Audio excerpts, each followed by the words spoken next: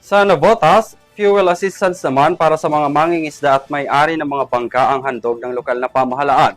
Ito ay bilang tugon sa krisis at para masigurong tuloy pa rin makakapaghanap buhay ang mga kababayan nating mangingisda. Nagbabalik si Catherine Landicho para sa detalye. Magbibigay ng fuel assistance ang lokal na pamahalaan ng Navotas para sa mga rehistradong Naboteño na may-ari ng bangka bilang tugon sa patuloy na pagtaas ng presyo ng krudo. Ayon sa Navotas City Agriculture's Office, isasagawang pamamahagi sa Lunes, April 20 mula alas 9 ng umaga hanggang alas 4 ng hapon sa Navotas Ports Complex.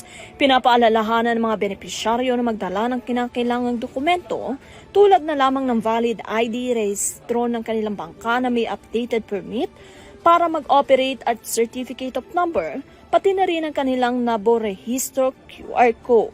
Iginiit din ng tanggapan na kinakailangang personal dumalo ang mga kwalipikadong benepisyaryo dahil hindi papayagan ang pagkakaroon ng kinatawan sa pagkuha ng ayuda.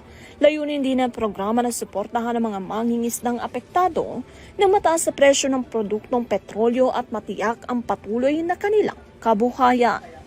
Para sa Zero TV News, Catherine Landichos, masaludos sa bawat Pilipino.